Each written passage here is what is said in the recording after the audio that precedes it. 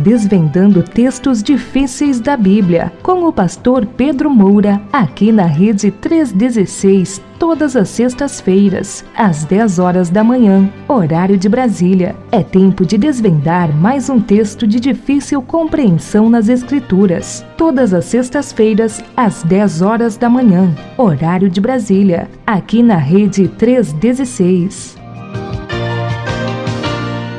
Com certeza, né? O nosso Bom Dia 316, claro, abençoando a sua manhã nesse dia, né? Hoje, sexta-feira, dia 18 de junho de 2021, um dia que Deus fez e é muito bom ter você aqui na nossa companhia. Bom, e falando ser muito bom ter na nossa companhia, já está aqui com a gente meu querido pastor Pedro Moura. Hoje, sexta-feira, você sabe, todas as sextas, a partir das 10, depois do nosso intervalo das 10 horas, nós temos esse bate-papo aqui com o pastor Pedro, com o quadro Desvendando Textos Difíceis da Bíblia. Não é isso? Pastor Pedro, bom dia, querido. Seja bem-vindo mais uma vez. Bom dia, meu querido Elber. Como está você? Tudo bem, graças a Deus. E o senhor, tudo bem por aí? Em paz, graças a Deus, aguardando esse momento precioso. Amém. Para falar sobre as riquezas da palavra de Deus. Muito bom. O senhor, deixa eu fazer uma pergunta para o senhor, pastor. O senhor está em Salvador, né? Salvador, Bahia, sim. Mas o senhor é baiano ou não? Sou baiano de Salvador. Baiano de Salvador. Eu estava comentando mais cedo, não sei se você ouviu. Eu falei, pastor Pedro, ele não tem um sotaque da Bahia. Eu falei, deve ser porque ele viaja muito, ele já viajou muito, então perdeu o sotaque. Meu irmão, olha... Eu sou um baiano meio fugido. Não? Porque eu vivi muitos anos no Rio de Janeiro. Eu vivi muitos anos nos Estados Unidos. Vivi em Israel. Vivi na Suíça. Então, o meu sotaque é assim, meio misturado. Sim. Mas agora eu, aposentado, fixei residência aqui em Salvador, onde está toda a minha família e a família da minha esposa Dulce. Sim, então agora o senhor tá passando por uma reciclagem, então, do sotaque. Desse baianês. Muito bom. Pastor, mas que bom tê-lo mais uma vez aqui. Para nós, com certeza, é uma honra ter o senhor aqui toda sexta-feira, né? E que tem aí nos abençoado muito, né? Com os seus esclarecimentos e nos ensinando mesmo, né? E já aqui, pastor, temos o nosso a perguntinha, né, que motivou o nosso bate-papo de hoje. Veio lá de Goiânia, né? A Ana Lígia foi quem enviou essa pergunta. E a pergunta é a seguinte, a gente já indo direto ao ponto, tá? Pastor Pedro Moura, eu nasci na igreja romana, né? E me converti na Assembleia de Deus, já em idade adulta. A pessoa que me informou sobre este programa foi uma irmã da nossa congregação. Eu tenho uma dificuldade. Por que há uma diferença tão grande entre a oração do Pai Nosso da igreja evangélica e da minha ex-igreja? É o que ela está perguntando. E aí, pastor?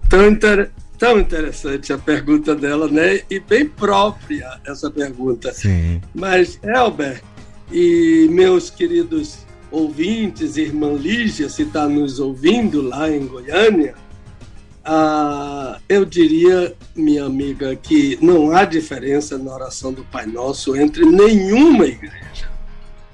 Por quê? Porque a oração do Pai Nosso é uma só. Em qualquer original do Novo Testamento, não há duas orações do Pai Nosso, só há uma. Na verdade, Jesus só ensinou uma oração do Pai Nosso. Nós temos uma versão que chamamos a versão mateana, que é a versão de Mateus, e temos a versão lucana, que é a versão de Lucas, capítulo 11 de Lucas. Mas a versão que prevaleceu na igreja primitiva foi a versão mateana, que ela é mais completa. Mas a versão de Lucas também nos ajuda no entendimento, porque, por exemplo, a versão mateana diz, perdoa as nossas dívidas, mas a lucana diz, perdoa os nossos pecados. As dívidas para Mateus são pecados para Lucas, então uma completa a outra. E é tão interessante a irmã Lígia, Ana Lígia, que em Jerusalém, não sei se a irmã conhece a cidade de Jerusalém, mas quem não conhece deveria conhecer antes da volta de Cristo. Aliás, porque essa Jerusalém, ela vai descer do céu, diz o Apocalipse, uma nova Jerusalém, onde nós vamos habitar na nova Jerusalém.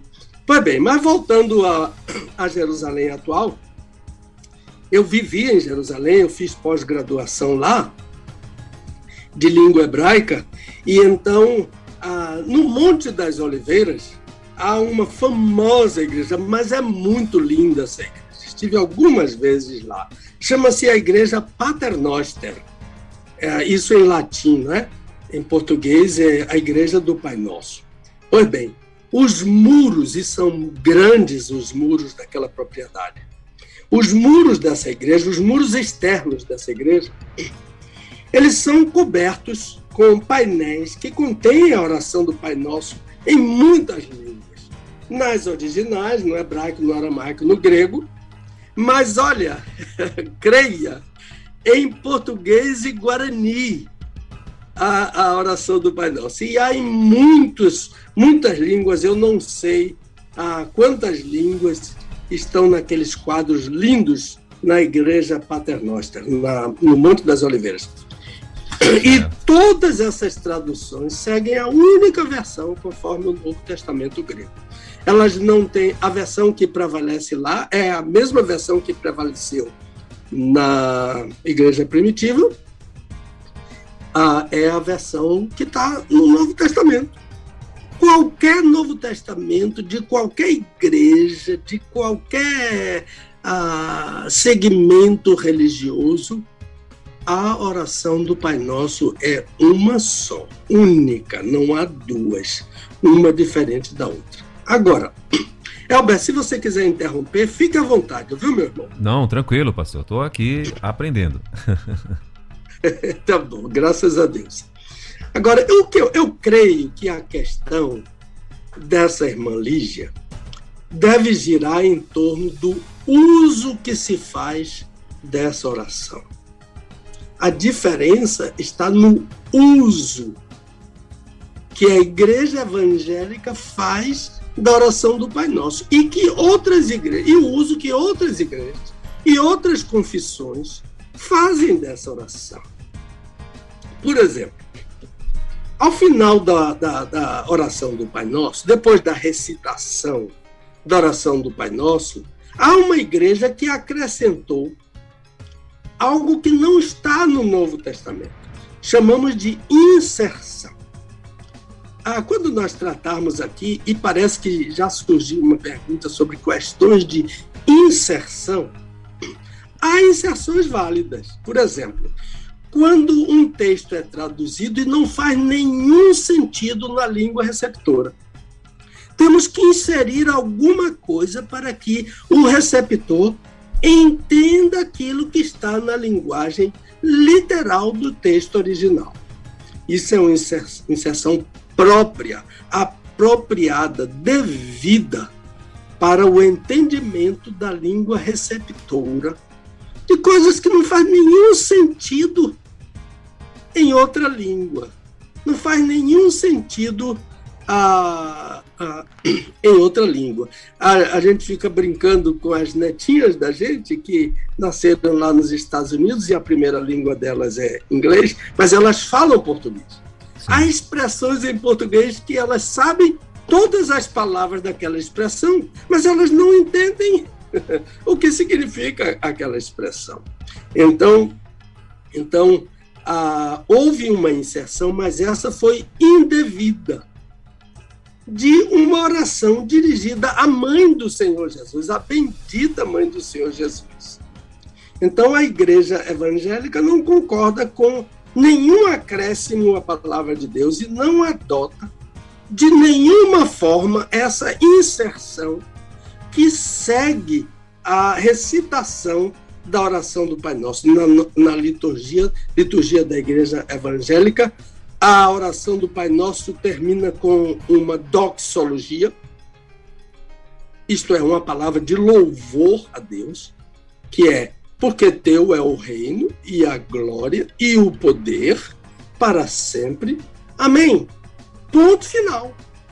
Não tem mais nada que seja dirigida à Santa Mãe de Deus, Maria, nem a nenhum outro homem, nem a nenhum outro líder, nem a nenhum outro santo, por mais santo que seja. Então essa é uma diferença que parece que eu estou entendendo o que essa irmãzinha lá de Goiânia está tentando. Agora, outra diferença. Para alguns, a oração do Pai Nosso não passa de um amuleto. De repente, alguém se encontra diante de um aperto e seu líder religioso determina: recite 10 vezes, 3 vezes por dia, a oração do Pai Nosso. Eu me lembro do meu querido professor, Dr. João Filson Soren. Eu tive o prazer de ser aluno dele. Então, uma vez ele contou que uma pessoa chegou desesperada no seu gabinete porque o casamento dela estava acabando, um homem, e disse: reverendo, o meu líder mandou que eu recitasse 10 vezes a oração do Pai Nosso, 3 vezes ao dia, portanto, recitar 30 vezes a oração do Pai Nosso. O doutor Soren perguntou: meu amigo, e resolveu o problema? Ele disse: não, pastor, a cada dia a situação do meu casamento está pior.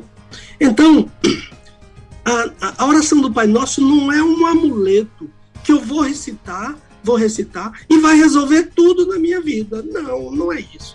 Não é uma espécie de magia a recitação do Pai Nosso, que nesse sentido de magia, ela acaba servindo para tudo. Já observou que a oração do Pai Nosso serve para aniversário, casamento, sepultamento?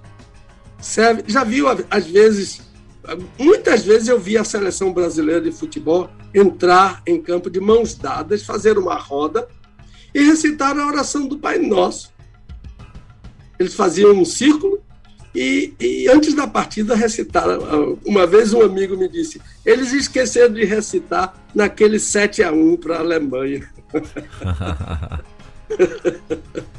E o entendimento nesse sentido é que a oração do Pai Nosso, recitar a oração do Pai Nosso, vai resolver tudo. Elba, eu estive uma vez, um dia terrível para mim, que alguém telefonou para mim de última hora e disse: pastor, pelo amor de Deus, o nosso líder religioso está viajando e fulana, minha parenta lá dele,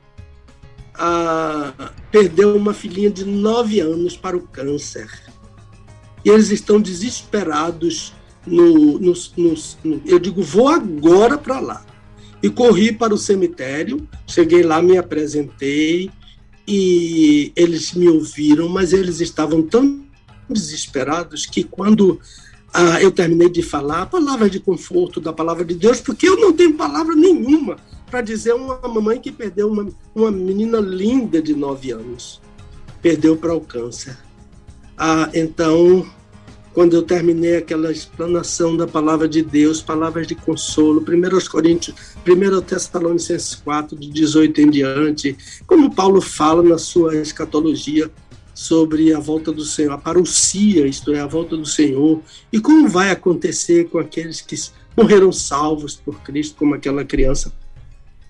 Aquela senhora, meu irmão, segurou meu braço com muita força e disse assim: pastor, por Deus eu lhe imploro que o senhor não saia daqui sem, ela usou a expressão rezar, sem rezar o Pai Nosso. Olha, para mim foi, ela estava imaginando na sua ânsia, não é? Lógica, a sua ânsia, ela estava imaginando que ela poderia, com a oração do Pai Nosso, ressuscitar a sua filha. Enquanto eu recitava a oração do Pai Nosso, a sua filhinha ia ressuscitar. Eu não sou contra a recitação do Pai Nosso, pelo contrário, é tão solene, é ímpar. Em nossas celebrações na igreja, quantas vezes recitamos a oração do Pai Nosso? Eu sou contra uma espécie daquilo que em aramaico se diz abracadabra. Né? Abracadabra é, enquanto eu estou falando, eu estou criando. É isso que significa abracadabra. Eu sou contra o abracadabra espiritual, um talismã, que a oração do Pai Nosso vai resolver tudo depois da sua recitação. Então, o que eu queria hoje, meu querido Elber e irmã Lígia e meus ouvintes, é deixar de lado o entendimento de outras igrejas a propósito da oração do Pai Nosso e tratar daquilo que a igreja evangélica ensina sobre a oração do Pai Nosso. Para os evangélicos, a oração do Pai Nosso é uma composição de pequenas orações, cujo conteúdo deve estar em minha oração. A oração do Pai Nosso é a oração mais completa, mais perfeita que existe. Mas eu não devo me apegar à recitação dela como um talismã. Eu devo me apegar ao conteúdo da oração do Pai Nosso. Porque esse conteúdo é que deve estar em minhas orações. Meu amigo, se você tem aí uma Bíblia, abra. De preferência uma Bíblia de papel. E se tiver um lápis, melhor ainda. Porque eu vou ler na versão Almeida Revisada, é a versão da Convenção Batista Brasileira, da Imprensa Bíblica Brasileira. Portanto, orai vós deste modo. Pai, olha o primeiro conteúdo da oração do Pai Nosso. Pai. Olha o segundo, nosso, que estás nos céus. Olha o terceiro. Santificado, mais um, seja o teu nome. Mais um, venha o teu reino. Mais outro, seja feita a tua vontade, assim na terra como no céu. Outro conteúdo, o pão nosso de cada dia nos dá hoje. Mais outro conteúdo, perdoa-nos as nossas dívidas, assim como nós também temos perdoado aos nossos devedores. Outro conteúdo, não nos deixes entrar em tentação. Outro conteúdo final, mas livra-nos do mal. Essa palavra pode ser traduzida como livra-nos do maligno. Portanto, livra-nos do mal é a mesma coisa que livra-nos do maligno. Então, perceberam? Pequenas orações, cujo conteúdo deve estar em minha oração. Quais são os conteúdos? O primeiro é o Pai. O primeiro conteúdo da oração do Pai Nosso, que deve estar em minha oração, é a paternidade de Deus. Deus é Pai. Antes de Jesus, nenhum líder, em nenhum tempo, em nenhum lugar, ensinou sobre a paternidade de Deus. Jesus disse, Deus é Pai. O que mais que Jesus disse com essa oração? Jesus disse que toda oração, olha, isso é um pleonasmo, sem exceção. Toda sem exceção. É só para reforçar com esse pleonasmo. Toda oração, sem exceção, deve ser dirigida ao Pai. Não há nenhuma oração no Antigo Testamento, nem no Novo Testamento, dirigida a alguma outra pessoa, senão a Deus, o Pai. Eu gosto eu tenho um livro sobre nomes de Deus na Bíblia. São muitos os nomes de Deus, mas há um que não aparece nesse livro. O mais completo livro que eu conheço sobre nomes de Deus. Mas não há esse nome de Deus que aparece no Salmo 65. Eu vou dizer em hebraico. Adonai Shmei Tefilá. Adonai Shmei Tefilá. Isso significa o Deus que ouve a oração. Deus, o Pai, é que ouve a oração. O papel de Jesus na oração não é ouvir a oração. O papel de Jesus na oração é emprestar o nome dele. Ele disse: tudo quanto pedirdes ao Pai em meu nome, isto é, eu peço ao Pai em nome de Jesus. Esse é o papel de Jesus na oração. Então não existe no Novo Testamento uma oração dirigida a Jesus. Existe uma oração dirigida ao Pai em nome de Jesus. Essa é a oração do Novo Testamento. E qual é o papel do Espírito na oração? Já viu gente na igreja que ora ao Espírito Santo? Não existe essa oração no Novo Testamento. O papel do Espírito é ajudar. Romanos 8, 26. Acho que falei em uma dessas lições aí, desses desvendandos aí, eu acho que eu falei isso. O Espírito ajuda. Sunanti lambanata, se tem essa palavra. Pegue lá que eu pego cá. O Espírito ajuda porque eu não sei orar como convém. Mas ele ajuda a minha fraqueza. Então, olha aqui. O Pai ouve, o Filho empresta o nome, o Espírito ajuda. Essa é a única oração do Novo Testamento. Não há outra oração. Se você chegar numa igreja e as pessoas estiverem orando a Jesus, não é oração do Novo Testamento. Se você estiver numa igreja e alguém orou ao Espírito Santo, não é oração bíblica neotestamentária.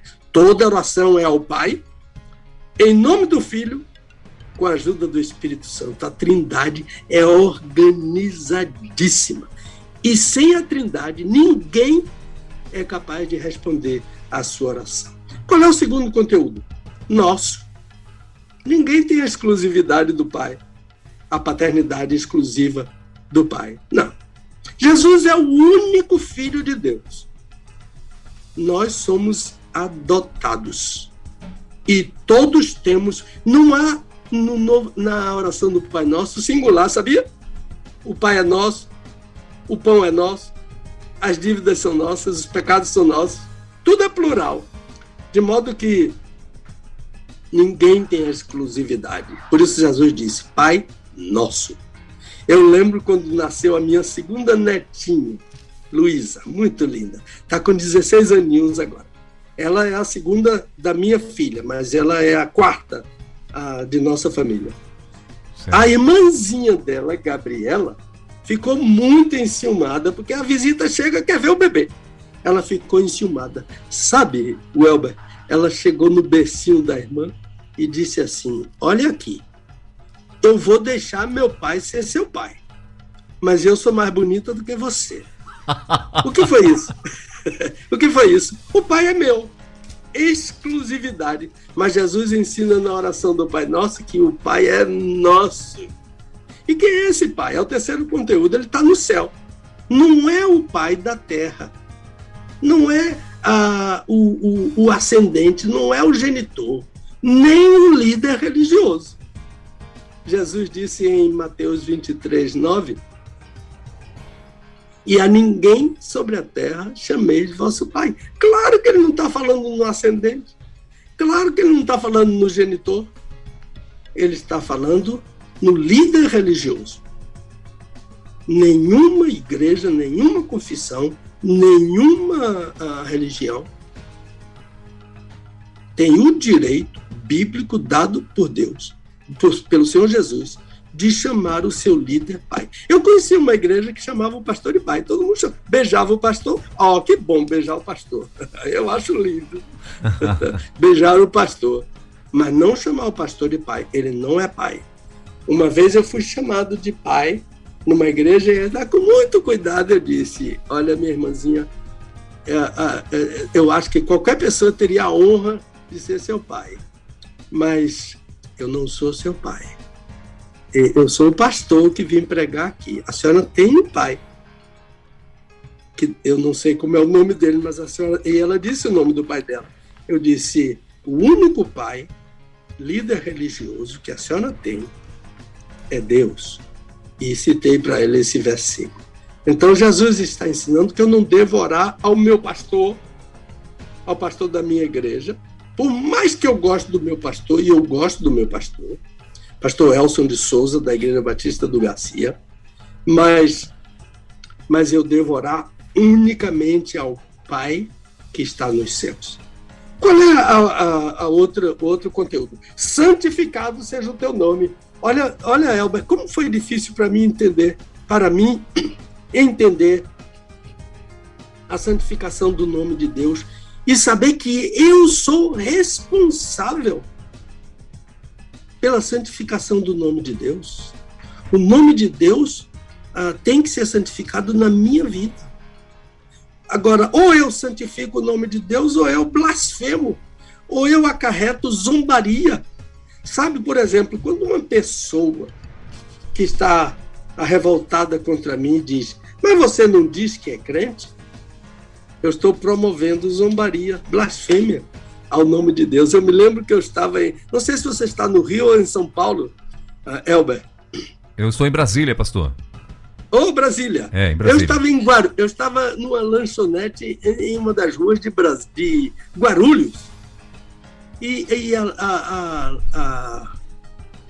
a moça que serve, a garçonete, ela estava tão mal-humorada. Mas eu pouco me importei com o mau humor dela. Peguei meu lanche, sentei numa cadeira. E quando eu sentei na cadeira, para surpresa minha, ela começou a cantar. Senhoras ao meu lado, disse assim: agora a grosseirona está tirando uma de evangélica. Meu Deus. Olha, isso é promover zombaria ao nome santo de Deus. Jesus está ensinando que a minha vida, o meu testemunho em casa, no trabalho, na escola, no trânsito é difícil ser crente. No contato com os vizinhos, eu devo santificar o nome de Deus. Meu Deus. Qual é o outro conteúdo? Venha o teu reino. Isto é, reino, a palavra em grego, é o nome de uma cidade que eu já morei na Suíça, Basileia. Reino é Basileia e significa governo, domínio. Por exemplo, a Bíblia Paulo fala uma palavra estranha, a palavra frônema, quando ele fala sobre a minha luta contra a carne, contra as potestades, ele fala sobre a palavra frônema, que significa inclinação. Eu tenho uma inclinação para alguma coisa. O que é que eu gosto mais? Eu dou preferência a quê na minha vida? Nem sempre aquilo que eu gosto é o que Deus gosta.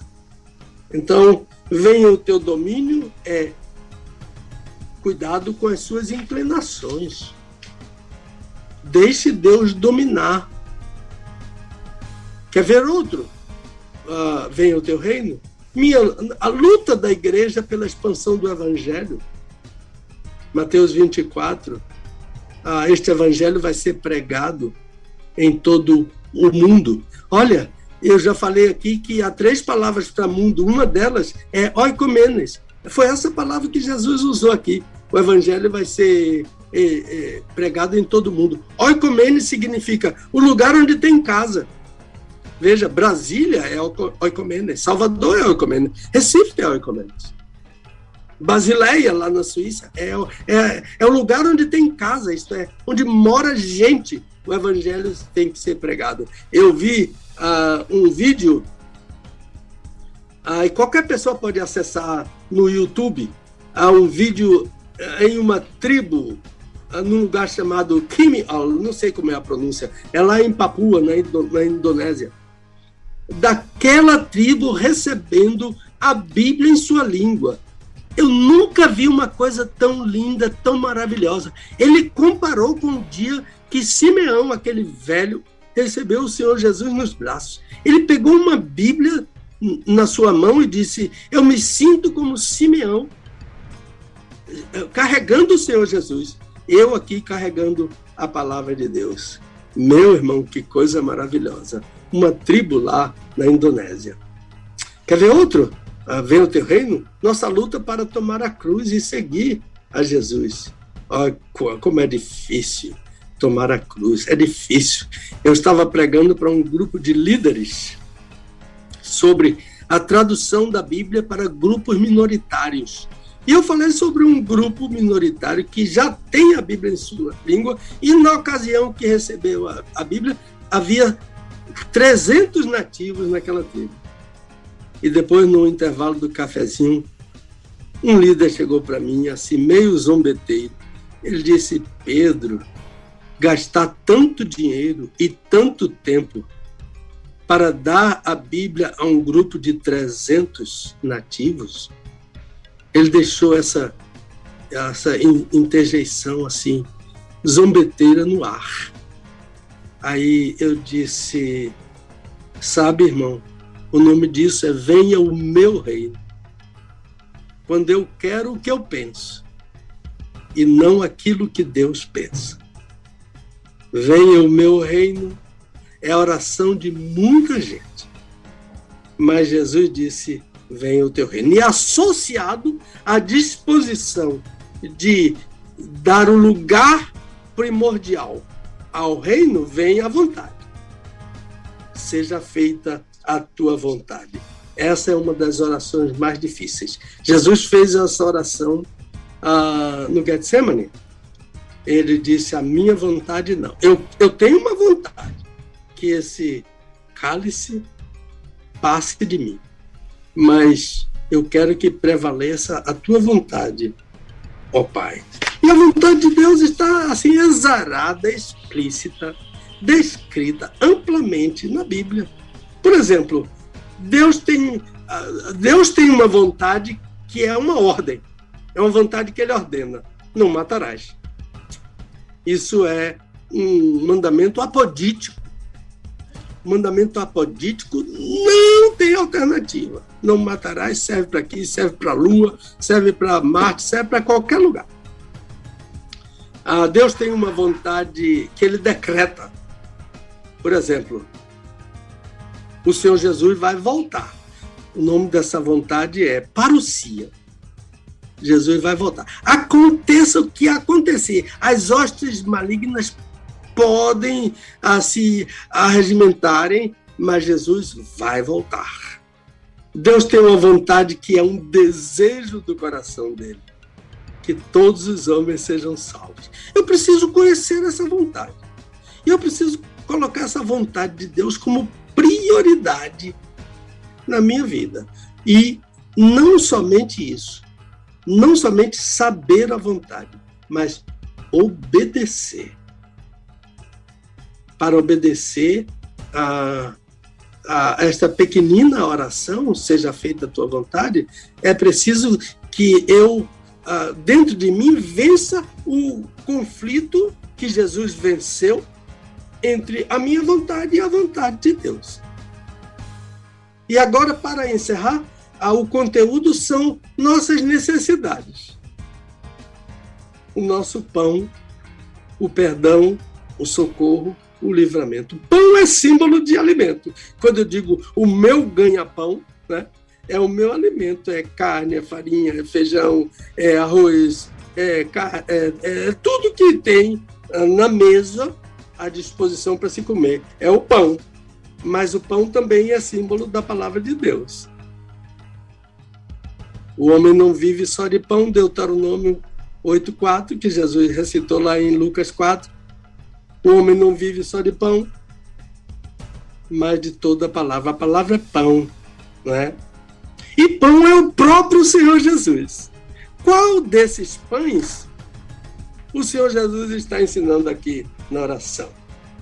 É excepcionalmente aquele que está em João 6, quando Jesus disse: eu sou o pão. Vossos pais comeram o maná no deserto. Maná é o pão da padaria. Vossos pais comeram o maná no deserto e morreram. Mas quem comer do pão que sou eu, terá vida em si mesmo. Então, qual é a minha necessidade precípua nessa oração? É: o pão nosso de cada dia nos dá hoje. Eu preciso me alimentar diariamente do Filho de Deus. E o perdão? Que oração difícil, né? Eu ouvi um pregador dizer, e eu anotei, e eu cito isso nas minhas pregações: perdão só tem duas qualidades: é difícil e custa caro. Eu me lembro de um velho, quando eu era criança, na Igreja Batista do Garcia. Meu pai era o pregador, era o pastor da igreja, pastor José Moura.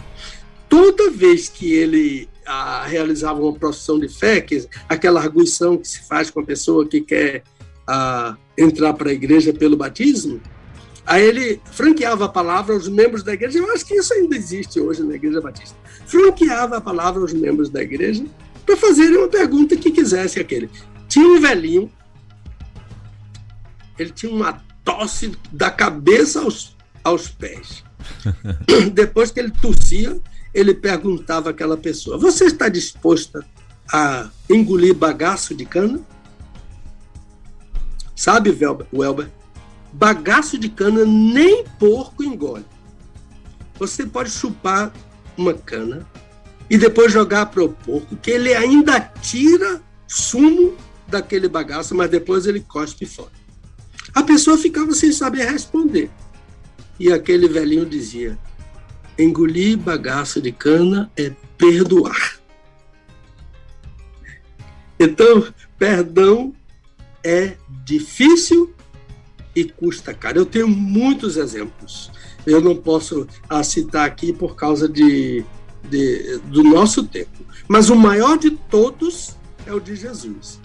Ele estava suspenso na cruz, ele já tinha apanhado, ele foi cuspido, ele apanhou com aquelas cordas que tinham ponta de aço, ele levou bofetada, e o pior de tudo, ele carregava o meu pecado. A angústia de Jesus era o meu pecado nas costas dele.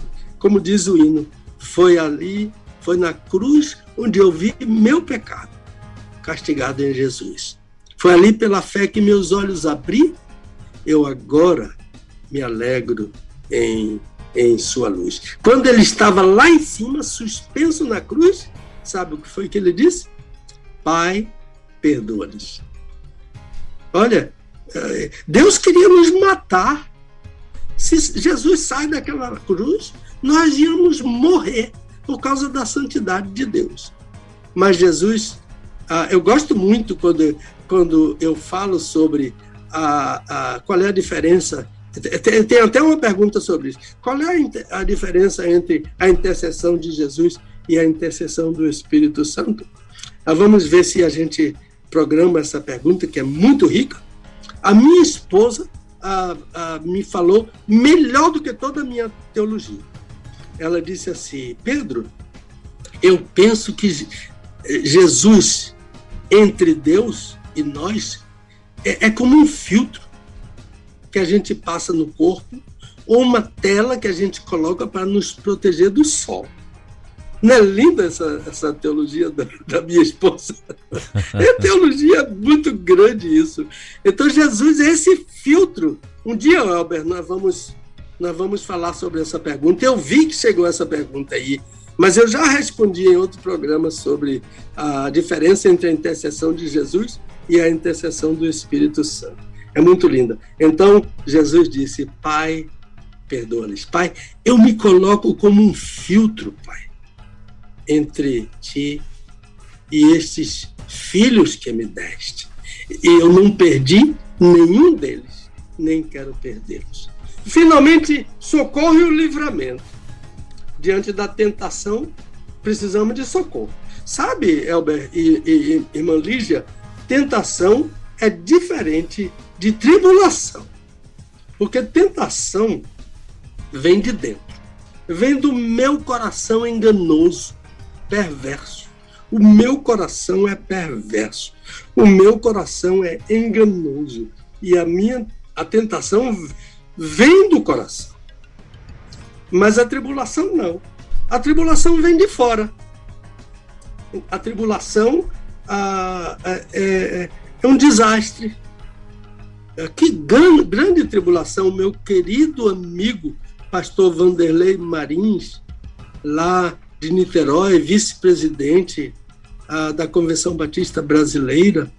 Ele perdeu um filho, um médico de 32 anos, num desastre automobilístico. Que tristeza! Como eu orei pelo meu amigo, meu irmão, até hoje eu choro. Eu assisti, Welber, ao culto Meu Deus, eu não aguentaria falar como o Vanderlei falou, o pastor Vanderlei falou naquele culto.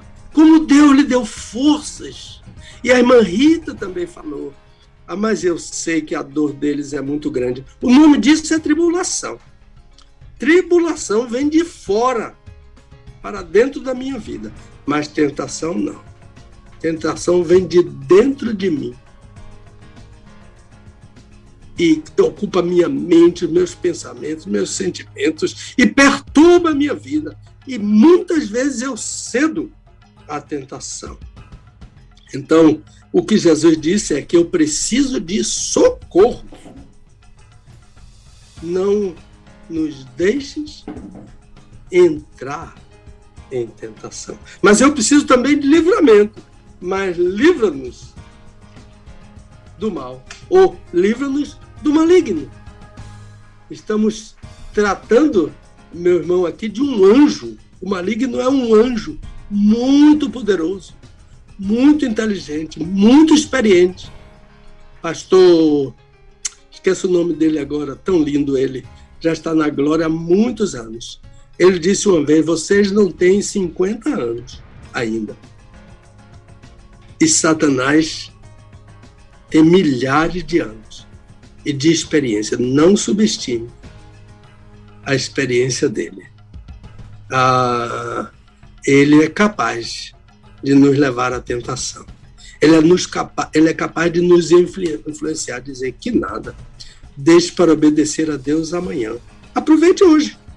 Dr. Carson, A. Carson, é um grande pregador que eu gosto de ouvir muito do Dr. Carson. Tem um livro dele. E meu filho, se não me engano, Lucas Moura, pastor lá em Sheridan Hills, eu penso que meu filho foi aluno do Dr. Carson. Ele disse uma vez, hoje pertence a Deus, amanhã pertence a Satanás. E depois ele explicou isso. Ele disse, Satanás quer que você empurre a sua obediência com a barriga. Não obedeça hoje, deixe para obedecer amanhã. E às vezes eu perco a oportunidade de obedecer a Deus por causa da tentação. Mas Jesus disse que Deus, o Pai nosso que está no céu, Ele pode me livrar do maligno e de todo o mal. Como? Tiago disse que tem uma relação. Nós temos uma relação com Satanás. Chama-se resistência. Resistir ao diabo. Tiago 4:7. Tiago aqui é o irmão do Senhor Jesus, que escreveu aquela carta. Não creia muito em gente que bate em Satanás, que chuta Satanás, que faz o que quer com Satanás, que amarra Satanás, que empurra ele e que vai por aí. Não. Tiago disse que você tem duas únicas opções. Primeiro, sujeitar-se a Deus. E segunda, resistir ao diabo. Então, meu querido Elber, meus ouvintes, irmã Ana Lígia, a oração do Pai Nosso é uma só. Não é a sua recitação, mas o seu conteúdo que deve estar em todas as nossas orações. Que Deus nos abençoe. E glória ao nosso Rei Jesus. Elber, eu devolvo a palavra para você com todo prazer. Agora, pastor, é só o senhor marcar o dia da prova para a gente poder fazer aí, né? Elber, deixa eu lhe dizer uma coisa. Deixa eu falar com o senhor rapidinho. Até o meu WhatsApp aqui parou de chegar, Ricardo, viu? Acho que estava todo mundo prestando muita atenção no que o senhor estava falando. Eu estou aqui com um lápis tentando anotar um monte de coisas aqui. Glória a Deus. E agora é só marcar o dia da prova aí. Certo. Deixa eu lhe falar rapidamente. Se o meu ouvinte estiver interessado em se aprofundar mais na oração do Pai Nosso, eu tenho um livro que já foi para a 2ª edição e agora vai para a 3ª, cujo título é Oração do Pai Nosso. Eu não tenho uma loja para vender, mas eu recebo pedidos pelo meu e-mail e eu mando pelo correio, a coisa mais simples que existe. Você tem meu e-mail aí, ministériopastorpedromoura@gmail.com. O livro oração do Pai Nosso. Mas eu lhe dou a palavra de volta e obrigado por esse comercial. Não, inclusive o senhor tem outros livros, né, que a gente gostaria que o senhor falasse um pouco desses livros. Acho que a gente tem um tempinho ainda aqui. A gente gostaria que o senhor falasse um pouco desses seus livros, né? E esse do Pai Nosso, pode ter certeza que esse eu vou fazer o pedido para o senhor. Eu vou, em breve, vou estar fazendo o pedido, porque tenho certeza que vai ser muito edificante para a gente mesmo. E claro... E agora... Livros... Oi? Seria agora um minutinho para cada livro? Tem, claro, por favor. Então deixa eu dizer, o primeiro deles é a Carta aos Hebreus. Esse livro já está esgotado, e esse livro pertence à Convenção Batista Brasileira, e eu não sei como é. O pastor, meu querido amigo, pastor Sócrates, ele disse que ele quer reeditar o livro, e eu estou conversando com ele, já faz tempo que eu conversei com ele sobre isso. A Carta aos Hebreus. Foi um livro vendido assim, graças a Deus. Não foi por bondade minha, não. É porque o povo de Deus quer estudar sobre a Carta aos Hebreus. O outro livro é a Carta de Paulo a Filemão. Um livro que, segundo alguns autores, resume o Evangelho. A Carta de Paulo a Filemão também está esgotado. Eu tenho um patrocinador tão bondoso, tão amoroso, que eu tenho até vergonha de falar com ele, mas se eu disser a ele que está esgotado, ele vai querer reeditar esse livro. A Carta de Paulo a Filemão. Esses dois estão esgotados, e esse terceiro que eu vou falar agora está esgotando. Eu tenho o prefácio desse terceiro livro, Carta de Paulo a Tito, que é um comentário, uma introdução e comentário, versículo por versículo. Filemão também é versículo por versículo. O prefácio dele é do meu querido e saudoso amigo Dr. Russell Shedd. Que prazer quando ele aceitou fazer o prefácio desse meu livro. Eu guardo com muito carinho esse prefácio. Para mim, esse prefácio vale mais do que o livro. Também o prefácio de Filemão foi do pastor João Falcão Sobrinho, meu pastor que já está na glória. Meu pastor, meu conselheiro, meu amigo, pastor João Falcão Sobrinho. Então, a Carta de Paulo a Tito vai esgotar. Eu creio que eu só tenho livro para mais um mês, no máximo. O outro livro é Carta de Judas, o irmão do Senhor Jesus. Uma introdução e comentário. O prefaciador também já está na glória. Meu querido irmão lá dos Estados Unidos, Roberto Alves de Souza, PhD em grego do Novo Testamento. Já está na glória com o Senhor. Esse livro também é introdução e comentário, versículo por versículo. Esse tremendo livro que fala sobre a doutrina. Ele chama a doutrina de fé, mas não é a fé pessoal, individual, é a fé, corpo de doutrina que foi dado pelos apóstolos à Igreja de Cristo. Ele está na segunda. Todos os meus livros estão na segunda edição. A Oração do Pai Nosso, a voz unânime da Igreja. Segunda edição também. Tem um livro mais para 2 meses, no máximo. Quem prefaciou esse livro foi meu amigão. Esse não está na glória ainda, não. É o pastor João Soares da Fonseca, da Primeira do Rio de Janeiro. Ele foi meu colega, meu contemporâneo no seminário. Ele era mais adiantado do que eu. A minha turma vinha depois dele. Oração do Pai Nosso. Esse livrinho também é uma análise de cada uma das pequeninas orações. Lembra-se que a Oração do Pai Nosso é uma composição de pequenas orações? Então, esse livro faz com mais detalhe a análise dessas pequenas orações. Eu tenho um livro, meu irmão, que a primeira edição vendeu em 7 meses. Ele está na segunda e vai para a terceira. O Manual do Autor do Casamento. É uma análise bíblico-exegética e também devocional de Gênesis 2, 18 a 25. Esse texto é que eu considero o manual.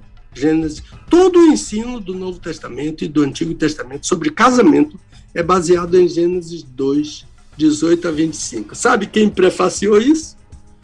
Foi o meu amigo, o Dr. Olavo Feijão, PhD em psicologia, e ele foi professor do Seminário do Sul muitos anos, foi meu professor, foi meu pastor durante um tempo do meu estudo no seminário, foi meu professor no mestrado, e doutor Olavo Feijó também está vivo, para a glória de Deus, mora no Rio de Janeiro.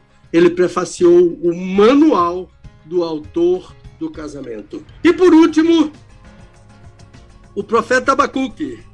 Sabe, Welber, eu chamo o livro do profeta Abacuque o livro de o profeta da Lava Jato.